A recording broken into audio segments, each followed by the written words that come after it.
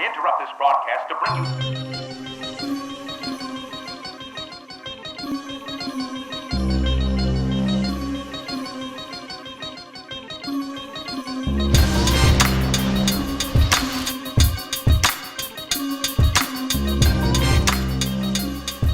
It's a bird!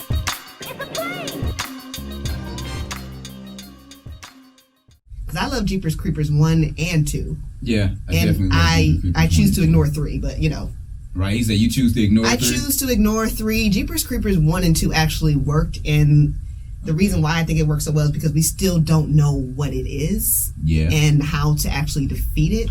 But another thing where I was going to with this was the fact that in Jeepers Creepers, there wasn't as much CGI involved. The guy was in a suit. Like, they made him in a suit. They made the suit very realistic, like, and there was very little CGI used in the movie. Whereas with It, the clown, he's basically creating, like, a whole bunch of false, like, illusions around people. So you're going to be using CGI throughout the whole movie. He's bringing, he's bringing objects to life. He's giving you, he's mind gaming you into believing that things are happening to your body that's not happening to you, and things that's happening to him that's not happening to him. And again, it was watered down so much with the CGI. It's like, I know this isn't real. Right. I know this is a green tennis ball you're waving in front of me, so I know this isn't real. There was only one part of the in that movie that it actually scared the both of us, scared the crap out of us. It was just so creepy. It was just so creepy. Oh my God. Oh God, there's an old lady. The image of it is like so creepy. Images of an old lady who just kind of comes out of nowhere. You know what I'm saying? Like, she's sitting in the house with Beverly. She's in the house with Beverly, the female of the group, and she's kind of like talking to her, and the lady's off the whole time, staring off into nothing, talking about how her family used to be like clowns, used to be in the circus. And she looks creepy. She just looks genuinely creepy. Right, with the crazy eye. But it never crossed her mind. It never crossed Beverly's mind to just leave. Like, there's nothing wrong with this situation. Like, you don't want to leave. Right, exactly. So basically, the whole time she's sitting in the house, she just leaves and tells her, like, you want some tea?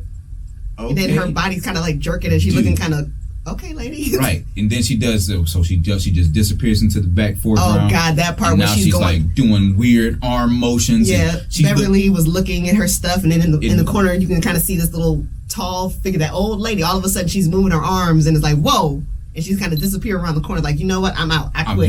I'm done. I'm ready to go. She needs to leave this house. And then she does it again. Only you see this naked, tall lady walk across. Like, wait a minute. Yeah. Too many spoilers, though. Point is, that was the scariest part. It was really the scariest part to us, man. It was a lot of CGI involved in the movie. That's kind of give it some part of the thumbs down from us. Really, it was just like over CGI. A lot of the jokes and everything, it made it too lighthearted. It's like there were so many jokes involved in the movie that it was hard to take it that seriously, honestly, because they're like, for every bad moment there was another bad pun or a joke that was made. Yeah, so it kind of took you out of it, and it's like, I'm not scared. It's more like a ride now. I'm laughing more than I'm scared. Right. Which is kind of how I felt about the last It movie. Mm-hmm. You're looking for jumps. You're basically just looking for jump scares the whole movie. For real, honestly. But I can't remember a time in It Chapter 1 where I was honestly scared. Like I said, it was more fun and I was laughing a lot more. But overall, if I had to choose between which one I like better, it would definitely be the first one, I think. First one for sure. I like that a little bit more. Kids are hilarious. That's one. The kids were alright. Those kids are going places. That's all I got to say. Kids are hilarious. That's why, like, the kid actors. Eddie. Oh yeah, man. I love Eddie. Freaking germaphobe. I love him. The germaphobe in real life, man. Yeah. But okay, so we're wrapping up on It. So, any final thoughts on It you want to talk about? Like, what kind of rating would you give it? Would you recommend it to people to go out and see it? I would recommend seeing it. If like, okay, man, you got like, for me, I go to like $5 Tuesdays at AMC. I just did an advertisement for them. You should pay me. I need money, but it's like, yeah, $5 Tuesdays at AMC. So if you got $5 on hand, yeah, why not see It Chapter 2? It's not a bad movie, but it's not something that I would just like, oh my God, you gotta go see this or anything like that. No, it's pretty cool. It's cool though. You'll get a nice couple laughs. You get a few jump scares here and there. So it'll be a nice way to bring in your holiday Halloween weekend. For me, I definitely recommend it. If I had to give it a rating, I would probably say I give it a 7. Out of 5, I give it a 3. Out of 5, okay. Out of 10, I give it a 7. So that's about average. Yeah, I think it's about an average rating for both of us. It's like, I say the only scary part about the movie, I'm telling you, was that lady. That was the only part that we found really scary. After that, me and the kid getting her neck bitten off and all that stuff, because I don't like watching kids getting hurt. So yes, I kind of cringed and I punked out. I looked away, but I held my own. But other than that, yeah, so that's it. Chapter 2. Go see it if you haven't already, especially if you're a Stephen King fan. At least give it a shot. But like I said, here at Cool Nerds Unite, you heard it from us first. Mm-hmm. The CGI just totally overpowered it, and that's pretty much all I have to say about it. Yeah, it tones down the fear factor. Yeah, it makes it not quite as scary. Like I said, it's just too much CGI going on and not enough realism to give you that authentic "I'm there and this is dangerous" kind of effect. Exactly. Right. You don't feel that sense of danger. But it's cool. But jumping into our next feature film here, the Joker movie, directed by Francis Conroy. Yes, this movie was hyped up. Yes, hyped, very hyped. Up. It's judging by how we're going into it, you can kind of already tell where our take is. Well, see, I liked it, but I don't think it's worthy of the hype. Definitely liked it. Definitely didn't think it was worthy of the hype either. Honestly, if anything, I will give it praise. Honestly, in my opinion, if I had to really say, I would say it was probably like a 4 out of 5 to me, just because I liked it. I did like it because it was very entertaining. They gave a very interesting take on the Batman Joker storyline. They deviated from it so well and did something different, because the usual story for the Joker is he falls into a bat of he's a small time one time thug for hire, and he gets he gets confronted by Batman on his very first venture out by his hirees, and he gets knocked into that the bat of acid, the laughing acid. So that's how kind of what starts his whole journey down down crazy laughing guy syndrome. Okay, see, now you're saying that you liked the Batman Joker angle in this movie? I hated it. I didn't like it. I appreciated it because I went in already understanding that this wasn't going to be canon and that they weren't trying to follow like the storyline where verbatim. So that's why I was like, the way that they hooked it up and the way that they connected everything with Bruce's family, with Thomas Wayne. They brought Thomas Wayne into it as more of a staple character rather than Bruce, because Bruce was still a child at this time. Honestly, I wish they left that out. Like, that's the only part of the movie that I kind of have a complaint about, because it took me out of the movie. It was kind of like, wait, what? Joker is his son, which I know he can't. It was weird. It really just took me out of it. I did not like the whole Thomas Wayne Joker is my son angle and blah blah blah. I didn't care for that. And it really wasn't though. See, that was the crazy part. And he wasn't. And then there was some things about the movie that I did not like. That were really did kind of push the score back. So if I had to be real, it'd probably be more like a 3.5, 3.7 out of 5, because I didn't like how the director told the story through like kind of the lens of of false images. Like, once again, he used a lot of imagery, like making you think that things were happening for real in the story, but you come later down the line and you realize that Joaquin's character, the Joker, was really just having he fabricated a lot of these memories. But that's the point. That's the whole point. You're witnessing it from the view of the villain. So in his mind, I think the whole point of the movie is like, we don't know what's real and what's not. And I think that's the kind of the takeaway. We don't know, because I think as the movie progressed, it's like at the first glance you're seeing it from his point of view, and ain't no way he done hooked up with Zazie Beetz. That did not happen. Right, yeah, I was like, that ain't happen. I knew that was ain't happening. Right, the way that he did it was just like, I'm just so gusto. I'm busting through the door. That was I'm tonguing you down. That was a lie. And it's like, what? You were the guy up the hallway. You're kind of creepy. You got like this weird scoliosis back thing kind of going on, which added to the character, I think. But dude, it really did. It made this character just kind of like come alive as like this. Honestly, if I had to describe the movie, I would say this is like this is literally like, I would say, a comic book version of how a mass shooter is made. Yep, and I'm starting to think that's where the controversy come in, because I could not understand why this movie was talked about being controversial. People walked out of it. I mean, people say it was very jarring. Yeah. And triggering, and honestly, I'm sitting and I'm watching the movie and I just don't get why. Yeah. But then if you take into consideration our current social climate, I kind of get it. But it's like you said, we're basically watching the birth of a mass shooter. Absolutely. Everything down from his upbringing, from the fact that he has only one family member that he can that he has to depend on, being she's mentally ill and physically ill. So your mother is not right. Your mother lied to you and told you that you were Bruce Wayne's son. And she has problems herself, but right. I think one of the main themes of the movie was mental illness. It was basically I feel like it was a social commentary on how society deals with people with mental illness. They crap on them. Yeah, and I think there was a quote that I had to write down really quick that the movie actually touches on, and then that's what kind of made me think, okay, I see where this is going. Right. They literally crap on you until they shoot you in the face. Yeah, the worst part about having a mental illness is people expecting you to behave as if you don't. And that kind of set the tone for the whole movie for me, because I felt kind of messed up, because like on one hand I'm kind of siding with Joker, but at the same time I'm questioning my own morals. But it's like I'm rooting for him, but at the same time I know this is bad. Like I get it, but I feel like the whole movie was about him holding on to this last thread of humanity that he has. Yeah. And then you slowly start to see it kind of unravel, like the funding for this medical clinic that he was going to stopped getting funded, so he can't get his meds. He's getting bullied by these guys. He's getting screwed over, and it's like it's so eventually bad. You're gonna snap. It literally goes down the every trigger point that would turn someone into a mass shooter. Like I said, you give them, they're lonely. They have no family. They have no friends. They're being crapped on by everybody in society. They're being crapped on by their job. They're being, you know what I'm saying? Children ran off with this dude's son and just beat him up for no reason. Just so because, man. In a way, it's just like he's almost feel justified. You almost feel it, but then he takes it to the extreme. You know what I'm saying? He takes it to that a whole nother level of extreme stuff. Kills his own mom. Kills, you know what I'm saying? Kills kills Murray, Robert De Niro's character on TV, on live television. Oh, he killed the dude. Oh my God, he killed the dude Murray in the apartment. Murray. I thought he was gonna kill the dwarf. I swear I thought he was gonna kill the dwarf. Which was so comical. Thankfully, he just let him out. He can't reach the lock. He can't reach it. Right, man. So comical, and it was so messed up. He had to see that. He had to see his coworker being mercilessly murdered in front of him. I thought he was going to slam him in the door. I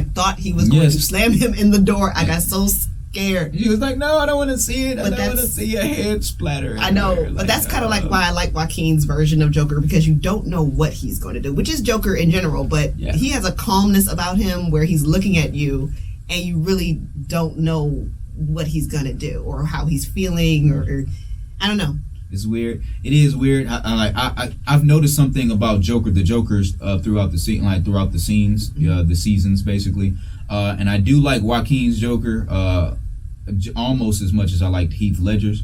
Reason why I like Heath Ledger so much is because I feel like he played that more dominant type of Joker. He's more chaotic. The Joaquin Joker is like basically this is a recessive man who has been pressed to become that, you know what I'm saying, that outlier. Now he's aggressive because he's been pressed to be that way. Yeah, there's two different sides, right? I would say, but they're both. Whereas the Joker you know what I'm saying, Heath Ledger's Joker was basically a criminal man. He was a criminal from the beginning. So he was a criminal first, and then he became insane. Whereas this dude was borderline insane, and then he became a criminal. And then he just snapped. It's like this. I don't know. Maybe society created this monster, and then we can say that's what happened. I liked how they gave a reason for his laugh. They made it a medical condition. Right. I actually cried a little bit when he was on stage trying to deliver jokes, and it was that secondhand embarrassment type feeling. Like, oh my God, get him off the stage. Get him off the stage. Yeah. I cringed because Mr. Fleck. It was like, Arthur Fleck, man, when he was trying to give that whole bit on stage. Make it stop. Get off the stage, please. It was so bad that he fabricated it in his head that he did well. Exactly. I'm saying there's so many parts of this movie where after watching it, it kind of made me want to go back and think, okay, how much of this was actually real? And how much of this was all in his head? Like, did he actually kill the lady in the end, or did he fabricate that in his head? Did he actually get lifted up by all the Jokers in the end with that smile on his face, or was that all in his head? So we don't know what's entirely real and what's not. I mean, of course, we know some things weren't just real, but it just had me thinking, since we're viewing this from his perspective, how much of this can we rely on to be true? Right. Which is the problem I had with the story. Which is the problem I had with with how the directing and the writing went. Because I was like, well, if you're going to do this whole fabrication thing where he's hallucinating, or he's basically fabricating his own realities, but then you're finding out that these realities are false. They never really explained that And you know what I'm saying? And they never really explained which ones were real, which ones weren't. And they never really explained why he's in the mental hospital either. Right. You just had to make assumptions. You just had to make a lot of assumptions involved. And I don't necessarily like that type of writing per se. That's my own. I loved it. I thought it puts you in that psyche of the villain or the character itself. It's like you're viewing it from their perspective, so it makes you question everything. And so I like that. I like how I like that a little bit too. I was gonna say I do like how they writ in with Thomas Wayne, how they did show a little misdirection and they kind of made you feel like he was gonna be a scumbag. That's true. Yeah. I did. I mean, for a hot second, I thought maybe Thomas Wayne is his father.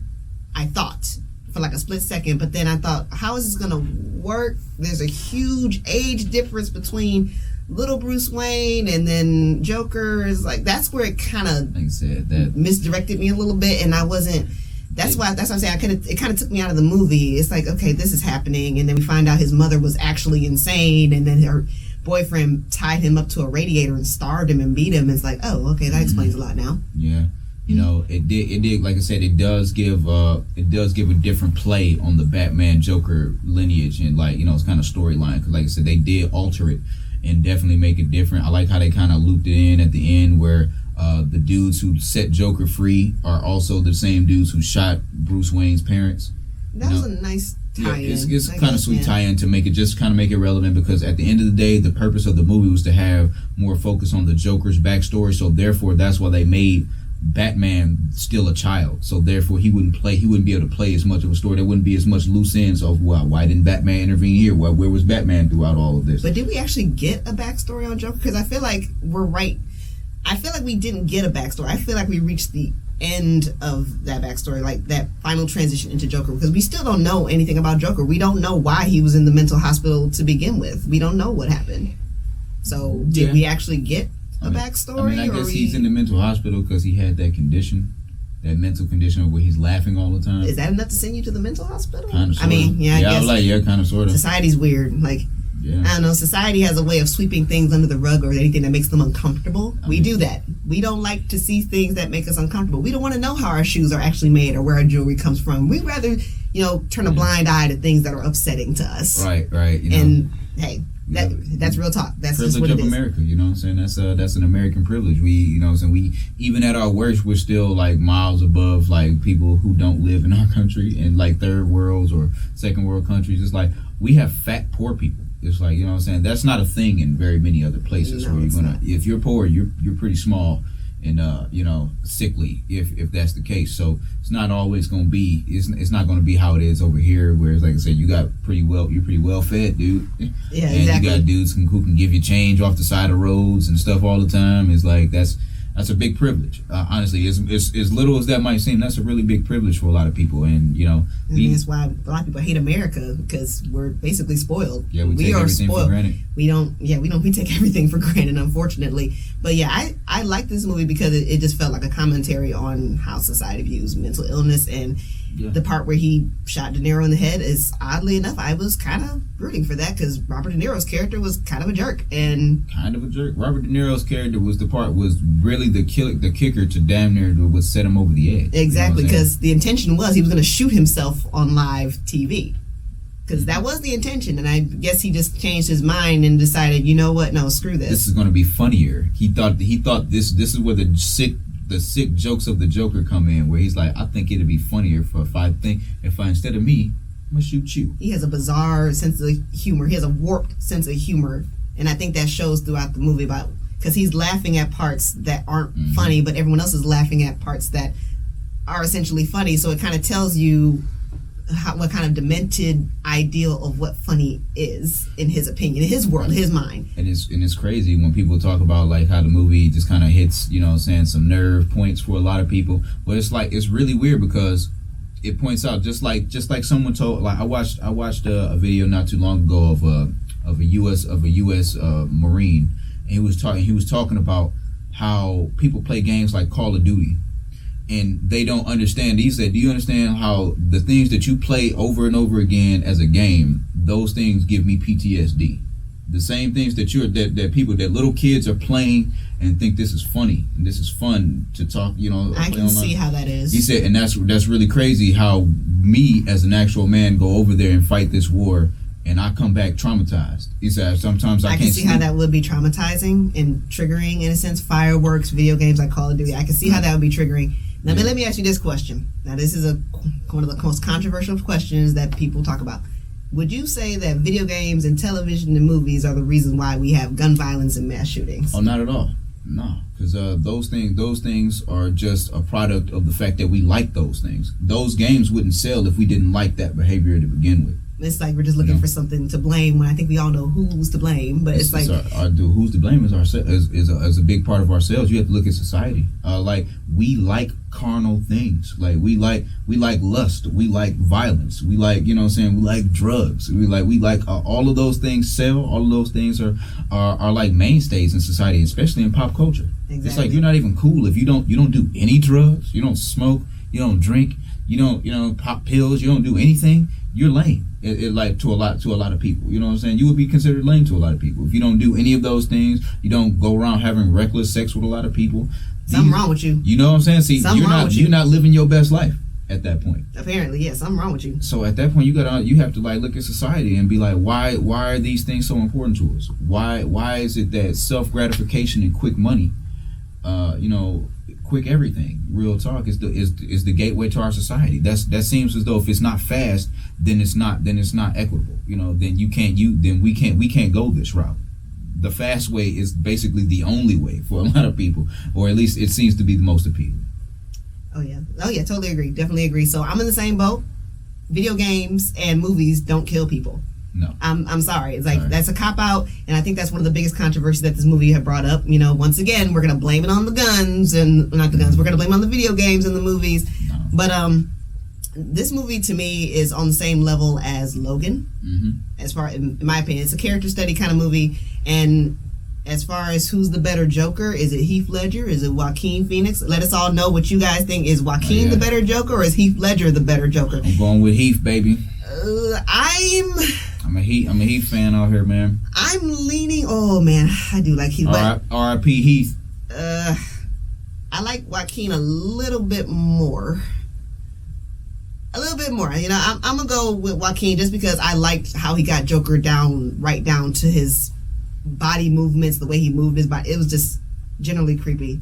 So yeah, I'll give it to Joaquin. He did the thing. He did a good job as Joker.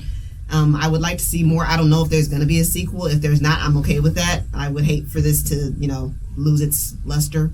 Yeah. But overall, if I had to give this movie a score, I give it a 9 out of 10. You say you give it a 9? I give it a 9 out of 10. 9 out of 10? Okay.